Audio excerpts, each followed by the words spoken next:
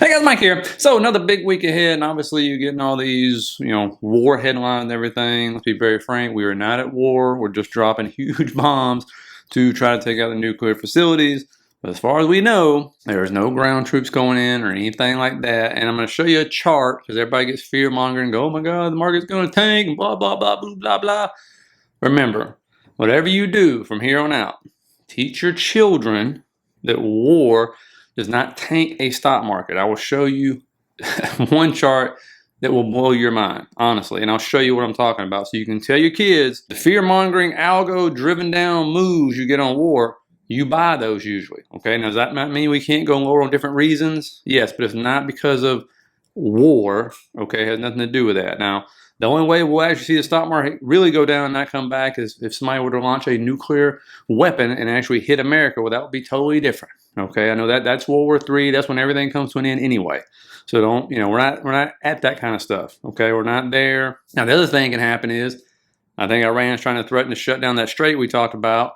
And so could that drive oil up? Absolutely. Okay, and that can have an effect and the market will react. Okay, but trust when I tell you, it has nothing to do with those bombs going in there. And I'll show you exactly and prove it to you why that is. And we'll go into the best setups for this week, okay, whether we pull back or not. And we'll also talk about Tesla rolling out the robotaxis, show you some videos on that. That is happening. I think it's happening a little different than what people expected. Okay, so we'll talk about that. And one thing I'm also going to cover is one of the most important charts to watch out for now to see if it's really, really risk on or not. So you definitely want to make sure you see this one for sure. If you look right here, let me show you something. Look, this is the futures. I wanted to wait until we got as close as I could after the futures opened up to see how they would react. Okay, we had the same thing happen last week where they dropped down. Oh my God, they're bombed. And then there it is, like 0.2% away from closing that gap already. Again, this can change overnight. We'll see what the European session is going to do. We'll see what happens when we come back online, all that fun stuff or in the morning, excuse me. But you can see, I mean, it's a technical thing, right? It comes down, hits the 0.5 fibs of the penny, bounces, they're buying it up. If you go to SPX, depending on where we open tomorrow, might open up on this trend line, which is where we bounced Friday, okay? Which I told you to watch. Or we might open up beneath it. If we do, right, then that right there will be resistance coming back up, okay? And we're going into that like the second half of July or so, members. It's rough, right? It's turbulent, okay? But then also, there's July, which is one of the best months, or usually the first 2 weeks, that is, I should say the least, is in July, okay? So we'll watch, see where we open up tomorrow. Again, there's that daily fair value gap. We still have not made it above it, touched it twice, still coming down. We're going to draw a trend line here. We break above that, then I think we're heading back up. But that could wait out. We've been basically just stuck in this range. If you really look at it and measure it out, it's just this tight range and stuff. And as I show you, those two gaps below. Okay, we do have two gaps below. It's still there. Doesn't mean you have to fill them. Be great if we did. I ain't gonna lie about that before we start heading all-time highs. But it doesn't mean it has to happen. And let me just show you when it comes to this fear-mongering war stuff. Remember, greatest attack in my lifetime on America now, not Iran, was 9/11. Here is 9/11. We were in a crash. We were literally sitting in a dot-com bubble. Remember this? We were already way down. Ended up dropping 10% in a few days. Within 20 days, we recovered the whole drop. This is when we were under attack, by the way. And we were going into two wars later on that we didn't know by this point in time. So you see how that reacts, right? Here's what'll blow your mind. The country that's getting bombed and doing the bombing, their stock market is at all-time highs. I mean, look at this. This is the Israeli stock market. Look, told you war's good for business, baby. All right, people are taking shelter in bomb shelters, for God's sakes. And since the bombing start, this thing has just been going straight up. I mean, if that doesn't show you this, like literally take a picture, put it in something where you can show your kids in the future and say, this is what it is. And this is the country that's truly involved in this mess. Okay, it's in way more danger than we are. All right. Well, what I'd be thinking about more importantly, not the war, it's like you're seeing this bearish divergence kind of play out somewhat, right? Not hugely on SPX, as you can see. Again, on the weekly, still above the 50, still holding up there. But you see the same thing on the Qs, right? And it takes a long time, as you can see, to try to play out. That means it's got to be a big pullback, nothing like that, okay? And I always say 3 to 5% pullback is not a bad thing. It's a healthy thing. It gives you an opportunity, and you both, to buy stocks you may have wanted to buy instead of buying at all-time highs, right? And so there's the MACDs. You can see that as well. And so that's what's playing out right now. But there's one chart right here I talked about, and this right here, to me, kind of shows everything. ARK is the riskiest thing you can ever want to play. And I say that, tongue in cheek, but it is, right? I mean, it's a high-risk thing. And when you look at it versus the SPY, where are we at right here? It's breaking above this level, right? These ratios we talk about.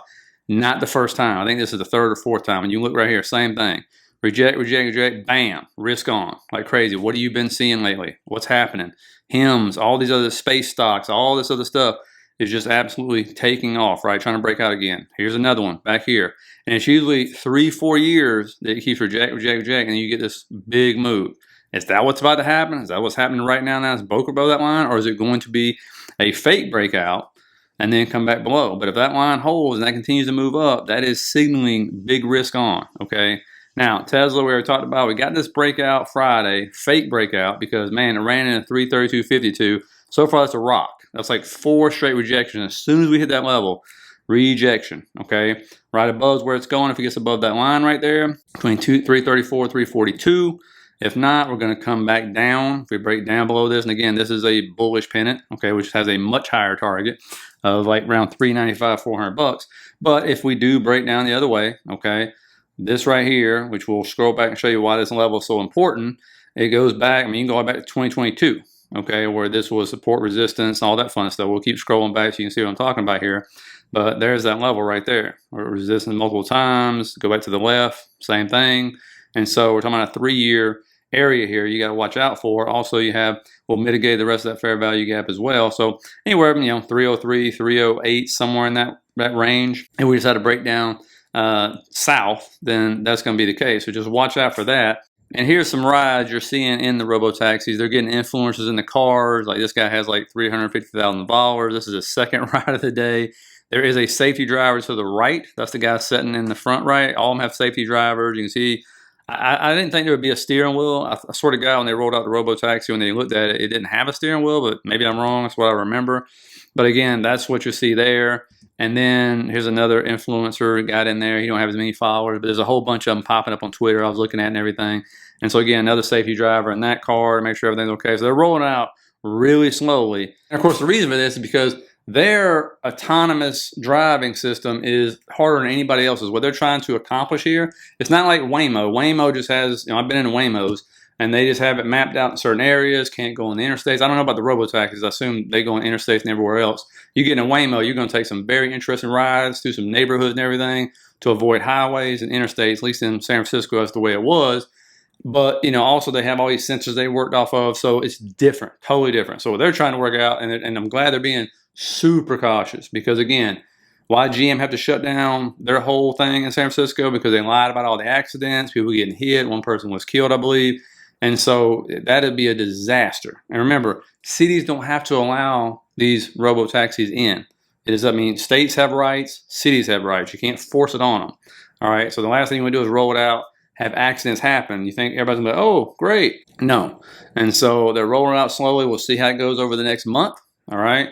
And so as they start to roll it out, if you happen to get in one, let me know in the comments how it went. When I got in the Waymo, at first we were like, no way we're ever going to ride one of these. And me and my wife were like, well, can't get on the interstate highway, and the most you can go is 35.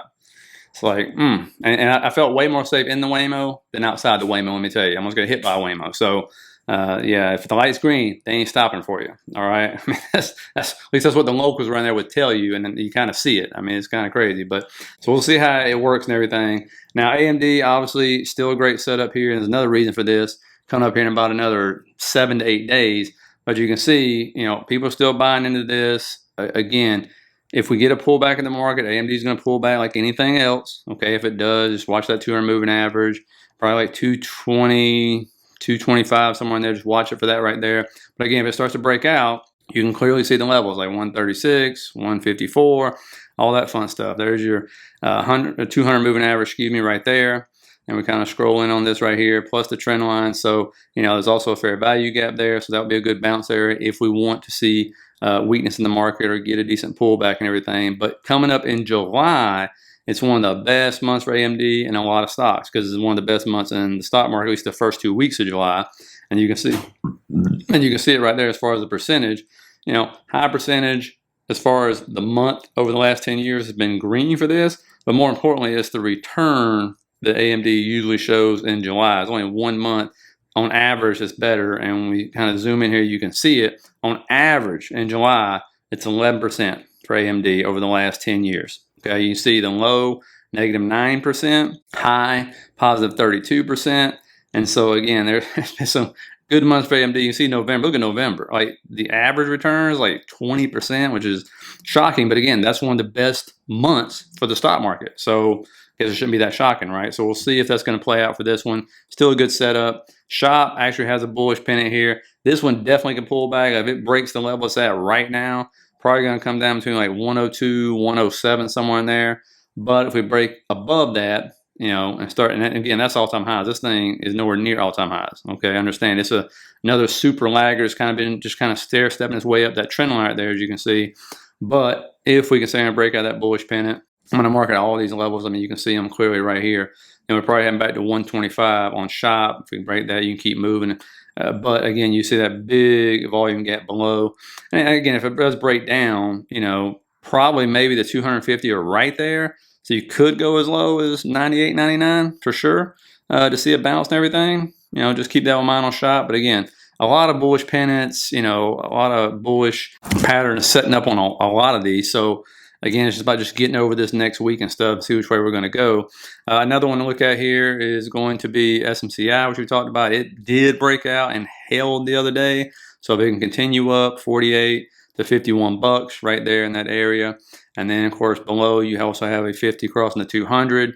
And so that would be a support if it comes back down. Right around 42 right there is that line, POV and everything. So, this is another one that's setting up, another semiconductor. Semiconductors could start to take a break, honestly, because they have been leading this whole way up right now. But this is a laggard, right? AMD is a laggard. SMCI is a laggard. The NVIDIAs, the Abgos, they're the ones that have been absolutely just on a tear leading the way, very highly weighted and stuff. So, you're starting to see a lot of people look at these laggards and see if they're going to continue to catch up because you can just get more bang for your buck and everything. HIMS, obviously, you can see this one. Another green day on Friday, breaking above that trend line we talked about. And you can see it 65, 67, 72 is your levels. And then what's happening is every time it drops below like 60, that rounding bottom, bulls keep stepping in, dip buyers keep stepping in and just buying and buying and buying. And this is what we're talking about with risk on, right? Risk on. So ARK versus SPY. Is that going to continue to break out? And you're going to see continued risk on a lot of these different stocks. Okay, a lot of high flyers still moving. There's a lot of liquidity below for sure. If the market shows weakness, this is going down. Now, what's not a high flyer is Apple. But it did get above, sneak its head above this trend line. All right, this is a major laggard in the market right here. But news came out. I don't know how the market's going to, digest this. Really, we got to see that they were thinking about buying an AI company, and they've really never done it before, right? But some people see it as weakness. Like, wow, they got to go buy an AI company. They can't develop their own stuff, right? And people are just tired of the same iPhone camera, whatever. But it's still Apple, still heavily weighted, and we're going to see because you can see your levels right there, all these gaps that are right there, and it's starting to enter up into a gap, and so we can get to 210. Relatively quickly if the market continues to push up. We just got to see because that news headline, I believe it came out after market close or right at the end of the day. And so we just got to see how the market's going to accept that. But breaking above that trend line is a start of something. You can see 199.04, 199.25 is there you do not want to break. Okay, looking at Apple. Now we do have some more earnings coming out this week. We got KB Homes on Monday. And then on Tuesday we'll have Carnival Cruise Lines. Afternoon we'll have FedEx. So we'll get a little idea what's going on with us. Wednesday, General Mills, and then in the afternoon you'll get Micron, Jeffries. Be two to watch out there. Micron's looking like it wants to really move up. We'll see how earnings go. And then, of course, there's the old favorite Nike. People keep piling on that and waiting for it to finally get its act together. But, of course, it hasn't so far. And then we go over to the data. Flash manufacturing PMI, services PMI, existing home sales will come out after the bell tomorrow. And then on Tuesday, like CB, Consumer Confidence, Richmond Manufacturing Index. Again, that all comes out after the opening bell. And then Wednesday, new home sales, crude oil inventories. Thursday, we'll have final GDP quarter over quarter, unemployment claims, core durable goods over month, final GDP index quarter over quarter, then pending home sales, okay? And then Friday, you'll have core PCE price index month over month, personal income, personal spending, consumer sentiment, and inflation expectations will come out. So again, buckle up for another fun one. Well, we're finally getting some red folder news. Obviously volatility is back for sure. See people buying calls and everything on that. So we'll see how it goes. So please hit that like, subscribe button on your way out. Appreciate all you guys who watch. Think about signing up the membership. Less than McDonald's combo at $7.99. That's everything you get with it. And I will see you guys tomorrow.